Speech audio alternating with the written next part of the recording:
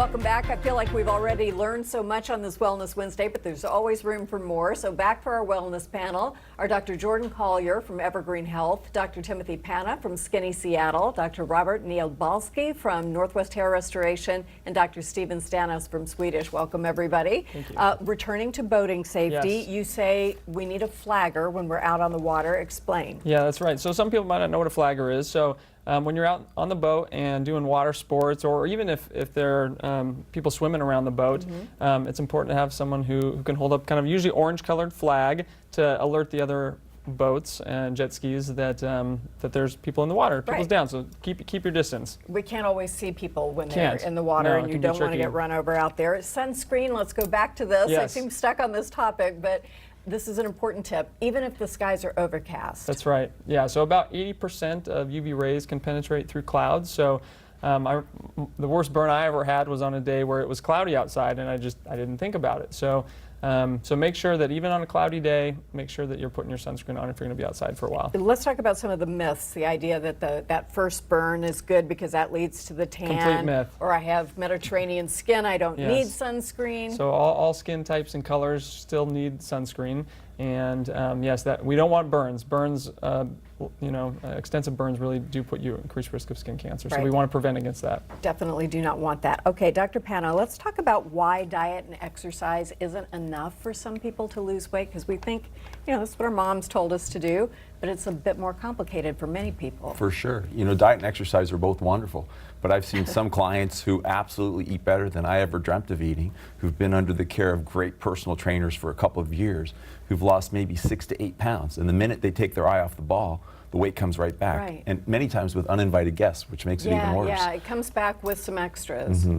And so ultimately, there's 2 bank accounts in our body that I call energy bank accounts.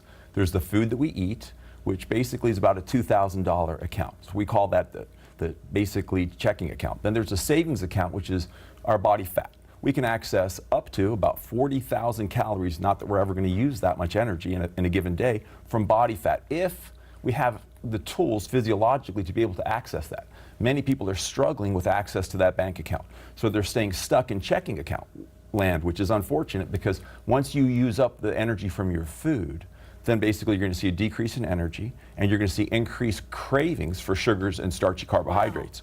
So what we do is we basically retrain people's physiology on a metabolic level to access that savings account consistently. So not only will they lose weight, but they see consistent energy throughout the day. It improves their sleep cycle. It improves everything in terms of their metabolism, and many times creates a fundamental shift in their physiology that helps them to feel better than they have in many years. Yeah, because basically they're burning fat now. Exactly. With this, that's our savings account.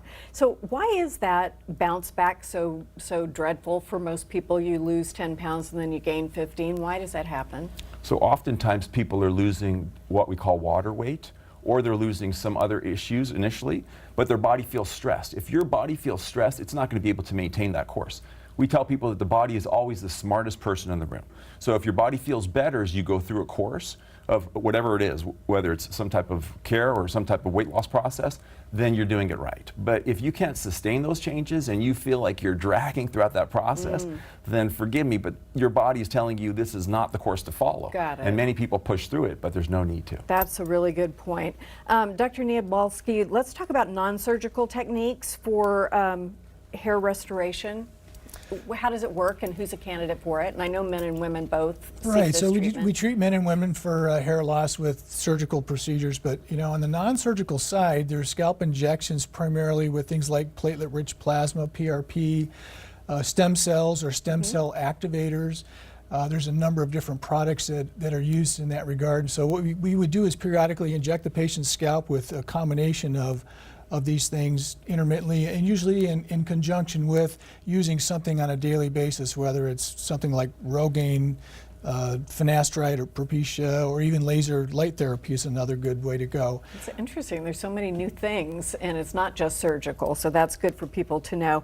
Dr. Stanos, let's talk about physicians and what they're doing to decrease harms from opioids. I know these are probably tough conversations for patients who are in pain and are not sure that they're getting it managed sufficiently, and doctors wanting to be more responsible in their prescribing. What's happening? Yeah, well, there's a lot going on at the federal level and actually at the state level. For years, I think from the 90s on, there was really an increase in overprescribing of opioids.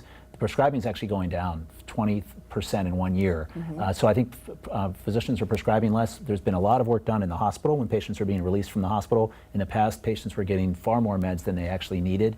They may have surgery and take 1 or 2 pain pills and then keep the rest in their medicine cabinet. So there's been a lot where we're seeing reductions in that. There's new pain rules in the state of Washington that limit the number of pills that physicians can get to really kind of clamp down on overprescribing, but also highlighting the importance that patients need to be seen by their physicians to be reassessing their pain. Right. Are all opioids bad? I mean, is there a place for them in treatment? Well, I think opioids are a tool like anything. They're probably not the first line for most pain conditions. Many, like acute injuries, opioids can be, like a fracture, can be helpful. There is a place, and it's more a matter of assessing patients for the risk for addiction and misuse of medicines. So we have different tools that we use to assess that. So I think there's a place that really needs to be done in a judicious manner, because we have many patients that opioids can be helpful for them. It helps improve their function, and they use opioids with other things that they're using to manage their pain. Right. So I think it's about balance. Tell me a little bit about over-the-counter medications. If people are not getting maybe medications they used to get, what is safe to use over-the-counter? Yeah, well, so over-the-counter, there's a lot of anti-inflammatory medicines. Patients may use the anti-inflammatories like diclofenac. I explain to patients, if you have an injury, if you want to take those medicines, know what the dose is. Take those at the dose that explains in the package insert, but be cautious, because even though they're over-the-counter, they can still cause stomach bleeding, kidney problems, and cardiac problems. So just because they're over-the-counter doesn't mean there's not risks. And so, maybe take those for a short period of time and then get back into your primary care provider or nurse practitioner to be reassessed if the pain continues. Great. Thank you so much. We'll have more New Day after this.